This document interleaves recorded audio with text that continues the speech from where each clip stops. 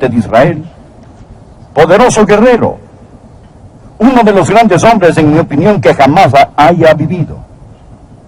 Les digo que David era un hombre entre hombres, un hombre por arriba de la mayoría de los otros hombres, un individuo increíble.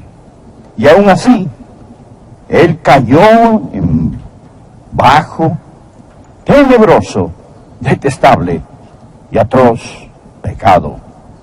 Este capítulo lo narra. Cuando Dios pinta un retrato verbal de un hombre, Él lo pinta en su totalidad. Él no oculta las imperfecciones, las cicatrices. Leí que Alejandro Magno, quien conquistó el mundo a los 33 años, mandó que le hicieran un retrato y él colocó la mano a un lado de su rostro como si estuviera pensando. Mas lo que estaba haciendo era ocultando una cicatriz de guerra. La Biblia no oculta las cicatrices, y aquí vemos una cicatriz en la vida de David. Segunda de Samuel 11:1. Aconteció al año siguiente, en el tiempo que salen los reyes a la guerra, que David envió a Joab, y con él a sus siervos y a todo Israel, y destruyeron a los amonitas, y sitiaron a Rabá. Pero, en mi Biblia yo tengo subrayado, pero David se quedó en Jerusalén. Y sucedió un día, al caer la tarde, que se levantó David de su lecho y se paseaba sobre el terrado de la casa real. Y vio desde el terrado a una mujer que se estaba bañando, la cual era muy hermosa. Envió David a preguntar por aquella mujer y le dijeron: aquella es Betsabé, hija de Eliam, mujer de Urías Eteo. Y envió David mensajeros y la tomó y vino a él, y él durmió con ella. Luego ella se purificó de su inmundicia y se volvió a su casa. Y concibió la mujer y envió a hacerlo saber a David, diciendo: estoy encinta. Existen 3 puntos que deseo que usted vea conmigo al estudiar este pasaje. Jóvenes en el balcón, por favor presten atención, porque esto es algo que van a tener que enfrentar los de entre ustedes que claman el nombre de Jesús. Primero, veremos lo que voy a llamar la trágica causa del pecado de David. ¿Cómo un hombre como él pudo caer en pecado? Un buen hombre. Permítame decirle cuál fue su pecado. Primero, su pecado fue de ociosidad. El pecado de ociosidad. Miren los versículos 1 y 2. La Biblia dice aquí que era el tiempo que salen los reyes a la guerra. Pero David estaba en Jerusalén. La Biblia dice que la cosecha había terminado y que la batalla había comenzado. Hay 2 campos en los que todos necesitamos permanecer. Uno es el campo de cosecha y el otro es la batalla. Si es un hombre de Dios, una mujer de Dios, un niño de Dios, Dios nunca ha planeado que usted esté fuera del campo de cosecha o el de la batalla. Si no estamos en el campo de cosecha, debemos estar en el de la batalla. Si no estamos en uno, debemos estar en otro. Aquí está el problema. David no estaba haciendo algo malo en particular, excepto que falló en hacer lo correcto. El pecado de David aquí es el pecado de omisión, es el pecado de ociosidad. Hemos oído el decir que la ociosidad, que un corazón y una mente ociosa son el taller del diablo, el pecado de omisión. La Biblia dice: al que sabe hacer lo bueno y no lo hace, le es pecado. Voy a decirles algo, amigos. Todo pecado, al final y al cabo, es un pecado de omisión. Todo pecado, porque si usted hace lo que debe hacer, no puede hacer lo que no debe hacer, ¿no es cierto? David debió haber estado con sus compatriotas en la guerra. Él debió haber estado en la batalla del rey, peleando la guerra del rey, pero no lo hizo. ¿Qué estaba haciendo?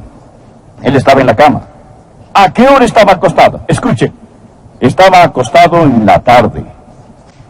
La Biblia dice que al caer la tarde, se levantó David de su lecho. Él estaba en la cama, perezoso, y al levantarse salió a caminar en el terrado. Existe un tiempo para el descanso legítimo. Pero se supone que no debe pasarse todo el día en la cama. La Biblia dice en Proverbios 24, versículos 33 y 34, un poco de sueño cabeceando, otro poco poniendo mano sobre mano, otro poco para dormir. Así vendrá como caminante tu necesidad y tu pobreza como hombre armado. ¿Dónde pecó? Número 1, fue un pecado de ociosidad. Número 2, fue un pecado de negligencia. David era un rey guerrero, pero ahora se había quitado su armadura. ¿Mas qué nos dice la Biblia que debemos hacer? En 2 Timoteo capítulo 2 versículo 3 dice, sufre penalidades como buen soldado de Jesucristo. ¿Por qué se quitó David su armadura? Se estaba llevando a cabo una batalla, pero David había tenido tantas victorias, que estaba tomándolas por un hecho. Él simplemente presumía que Dios lo iba a seguir bendiciendo. Le diré que más fue. No solo fue pecado de ociosidad, no solo fue pecado de negligencia, sino que fue un pecado de impulsividad. Él no había planeado pecar ese día. No tenía idea que haría tal cosa cuando despertó. No lo había maquinado, no lo había planeado. La Biblia simplemente dice que David se levantó, salió a pasearse en el terrado y al mirar, ahí estaba ella. Ahí estaba ella. La Biblia dice que la vio. Y ese fuego de lujuria comenzó a arder en él. Esto fue su impulsividad que causó que pecara. Él no tenía idea que iba a hacer tal cosa ese día. ¿Me está escuchando? Permítame decir qué es el pecado. ¿Me escucha? Adolescentes, presten atención. El pecado es una combinación de 3 cosas muchas veces. Es una debilidad sin detectar, una oportunidad inesperada y una vida desprotegida. Es una debilidad sin detectar, una oportunidad inesperada y una vida desprotegida. Esta es la razón por la que debe proteger su corazón, proteger su vida. Usted no sabe lo que está latente en su propia carne. Usted dirá, bueno, soy salvo desde hace mucho tiempo, mi carne ha mejorado. Su carne no ha mejorado ni una pizca. Lo que es la carne es carne. Es por esta razón que debemos hacer como el Señor Jesucristo nos enseñó cuando oramos todos los días al decir, amado Dios, no nos dejes caer en tentación, mas líbranos del mal. Y usted trae el manto de protección de Dios sobre su vida, porque hay una debilidad sin detectar, una oportunidad inesperada y una vida desprotegida, y usted puede caer. Él fue impulsivo en su pecado. Él no planeó el hacer tal cosa. Le diré qué más pasó. Llegó a ser un pecado de frialdad. ¿Sabe qué sucedió?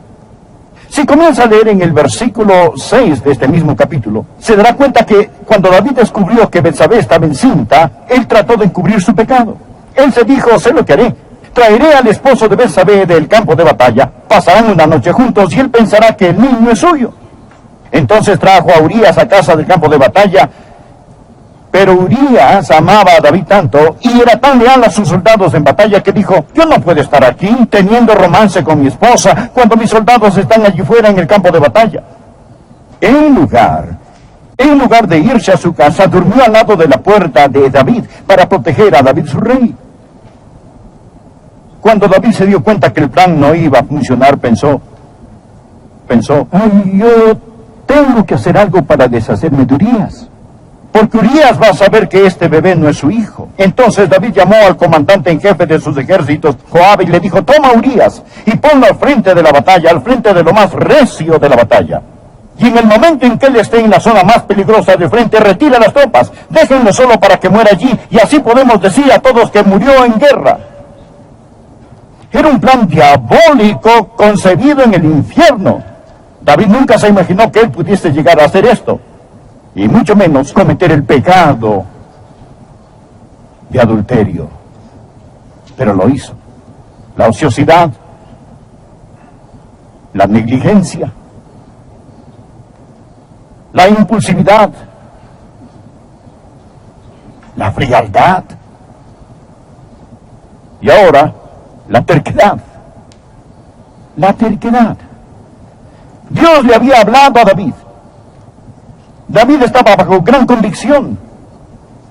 Pero David pasó todo un año sin arrepentirse y sin hacer las paces con Dios. ¡Cuán terco! Algunos de ustedes están en esa situación ahora mismo. Ustedes no solo están fríos, sino que también racionalizan este asunto. Están frenando a Dios. Piensan que de algún modo todo va a salir bien, que Dios se olvidará del asunto. De algún modo el estatuto de limitaciones se va a agotar. De algún modo usted piensa que simplemente se va a librar de esta, y obstinadamente pasa día tras día, tras día, tras día, pensando, quizá a Dios se le ha olvidado. ¿Sabe qué sucedió? David continuó siendo rey. Él continuó usando una sonrisa y disimuló la verdad. Este fue el pecado, la causa del pecado de David. Quiero que note otra cosa. Deseo que no solo note la trágica causa de este, sino que también quiero que note el tremendo costo de este. Segunda de Samuel, capítulo 11, versículos 27. Las últimas palabras de este versículo. Mas esto que David había hecho fue desagradable ante los ojos de Jehová. Está subrayado en mi Biblia. Mas esto que David había hecho fue desagradable ante los ojos de Jehová. David sabía que él había desagradado a Dios. Por favor, ponga un marcador aquí y busque el Salmo 38. En este Salmo David habla de este desagrado. Ponga su marcador en 2 de Samuel 11 y busque por favor el Salmo 38. En este Salmo 38 usted va a ver el tremendo costo del pecado de David. Dije al principio, ¿puede un hijo de Dios pecar? Sí. ¿Puede un hijo de Dios pecar y no sufrir? No, absolutamente no. Recuerde que la Biblia dice que esto fue desagradable al Señor. Observe cómo habla David de este desagrado. Leamos los versículos 1 y 2. Jehová, no me reprendas en tu furor, ni me castigues en tu ira. Desagrado. Porque tus saetas cayeron sobre mí, y sobre mí ha descendido tu mano. ¿Qué sucede cuando un hombre, cuando un hijo de Dios peca? Bien, regresemos al versículo 1. Jehová, no me reprendas en tu furor. Y lo primero son palabras de reprimenda. Dios, el Espíritu Santo, le hablará. Dios le reprenderá cuando usted peque. Dios pondrá su dedo en la llaga donde duele y dirá, eso estuvo mal. Escuche, si usted vive en pecado, tranquilo y cómodo, puede ser el pecado de adulterio, puede ser algún otro tipo de pecado, y Dios no lo está reprendiendo, si no hay convicción, yo no daría la mitad de un aleluya por su esperanza de ir al cielo. Escúcheme, si es un hijo de Dios, Dios lo reprenderá. Hubieron palabras de reprimenda. Segundo, hubieron flechas de convicción. Leamos el versículo 2. Porque tus saetas cayeron sobre mí. Dios traspasó su corazón. Dios le dijo a David, lo que hiciste estuvo mal, espantosamente mal. A su vez, note que él dice, y sobre mí ha descendido su mano. Palabras de reprimenda, flechas de convicción, la mano de presión. Algunos tienen la idea, bueno, si pecamos, Dios simplemente nos desecha. Usted lo tiene 180 grados al revés. Dios no lo desecha si es un hijo suyo. Cuando usted peca, Dios pone su mano sobre usted y aprieta. David dice, tu mano estaba pesada sobre mí. En el Salmo 51 David menciona que sus huesos han sido quebrantados. Él era un poeta, habla poéticamente, dice, Dios me has aplastado, Dios me exprimes la vida. ¿Conoce este tipo de presión? Si vive en pecado y conoce este tipo de presión, agradézcale a Dios. Si Dios tiene palabras de reprimenda, si Dios tiene flechas de convicción, si Dios tiene una mano de presión sobre usted, diga, gracias Dios, me amas demasiado para permitirme continuar. Así está bajo convicción. Ahora, esta es una evidencia de que una persona es salva. La Biblia dice que si estamos sin corrección somos ilegítimos. Nunca hemos sido salvos. Por favor, escuche, aprende esto. Ahora, el hombre más miserable en el mundo no es un hombre no salvo. El hombre más miserable en el mundo es un hijo de Dios sin compañerismo con Dios. ¿No es cierto? Mucho más miserable que un hombre no salvo. Otros hombres en el reino pudieron haber hecho lo mismo y nunca sentir lo que David sintió. Cuando Dios lo salva, Dios no le arregla para que nunca más pueda pecar, sino que lo transforma para que usted al pecar no pueda disfrutarlo más. Bien, quiero que usted por favor vea conmigo, estimado amigo, el término crítico del pecado de David, para que le hablara a David de su pecado. Hay una confrontación. Lea por favor en el capítulo 12, el versículo 9. La Biblia narra cuando el profeta Natán llegó a confrontar a David y Natán le pregunta, ¿por qué pues tuviste en poco la palabra de Jehová, haciendo lo malo delante de sus ojos? Ahora permítame decirle cómo opera Dios. Tendré que compactarlo, mas le daré los 4 pasos sobre cómo se encarga Dios de este tipo de personas cuando está en pecado. El término crítico. Primero, existe convicción. Ya hemos hablado sobre eso. Sobre esa convicción, esas palabras de reprimenda, esas flechas de convicción, esa mano de presión. ¿Qué debe hacer si hay pecado en su vida? Puede ser tan solo el pecado de frialdad, puede ser un pecado pequeño, no uno grande. Encárguese de él inmediatamente. La Biblia dice en 1 de Corintios capítulo 11, versículos 31 y 32, si pues nos examinásemos a nosotros mismos, no seríamos juzgados. Dios no trata de vengarse de usted. Dios simplemente quiere corregirlo. Versículo 32, mas siendo juzgados, somos castigados por el Señor para que no seamos condenados con el mundo. Cuando los padres castigan a sus hijos, no tratan de vengarse de ellos, tratan de corregirlos. Incluso hay algunos niños que lo único que tienen que hacer es solo mirarlos, y sus pequeños corazones se derriten. Ahora bien, si el niño está arrepentido y el niño ha cambiado, no está haciendo más lo malo, usted no dice, bien, lo voy a castigar de todos modos. No, lo que usted desea es un cambio de comportamiento. Eso es todo lo que usted quiere. Si nos juzgamos a nosotros mismos, no seremos juzgados. Dios no trata de vengarse de sus hijos.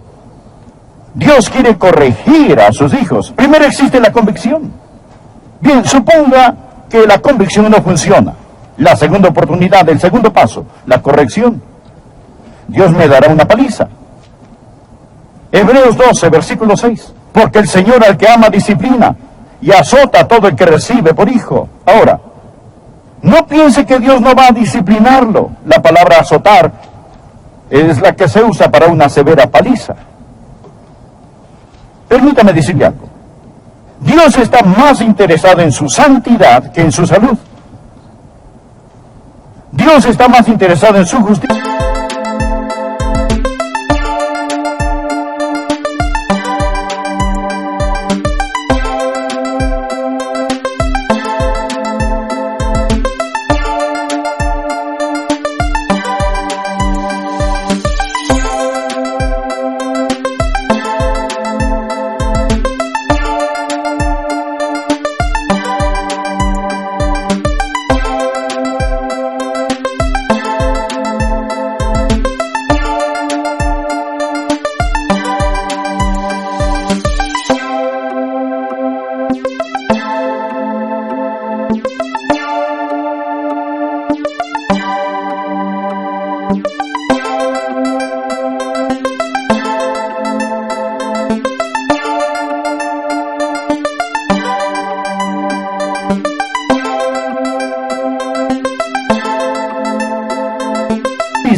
Que en que usted maneje un Cadillac, vive en una gran casa o tenga éxito en los negocios.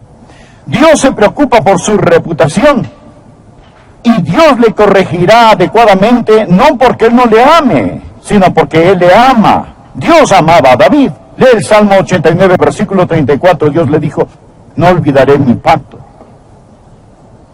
Existe la convicción.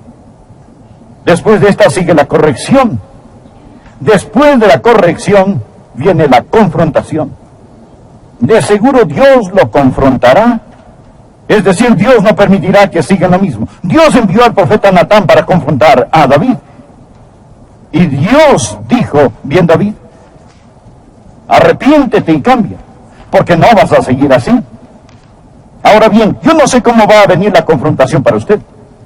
Quizá la confrontación vendrá a través de un libro que tal vez lea. Tal vez el Espíritu Santo de Dios le hablará a su corazón. Quizás será por medio de su esposa o de su esposo. Tal vez será su pastor, quizá un amigo o quizá alguna circunstancia. Mas usted sabrá sin lugar a dudas que está a punto de ser juzgado. Quizás sea este sermón. No sé por qué Dios quería que predicara este mensaje, mas sentí una carga en mi corazón de predicar este sermón hoy. Y parecía como si Dios me estuviera diciendo, hay alguien, Adrián, que necesita oír lo que vas a decir.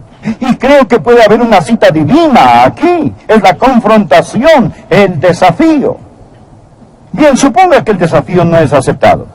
Suponga que cuando Dios dice, muy bien, he tratado la convicción, he tratado la corrección, ahora lanzo un desafío. Viene una confrontación. Estoy trazando una línea en la arena. Suponga que usted no presta atención. Entonces, el último paso es la consumación. Mire 2 Samuel capítulo 12, versículo 13.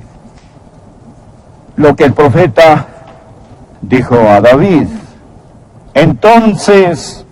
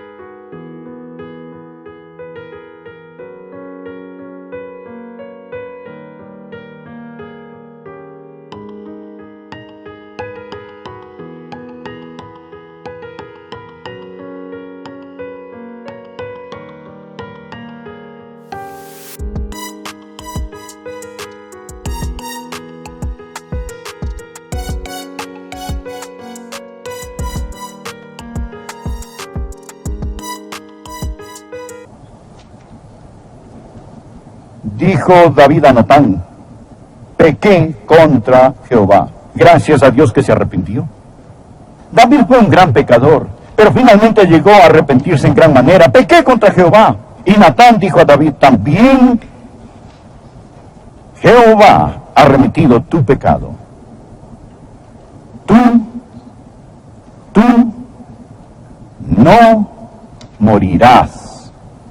¿Sabe usted qué está pasando? Dios iba a matar a David. Permítame decirlo otra vez. Dios estaba listo a matar a David. Usted dirá, Dios no haría tal cosa. Bien, mejor.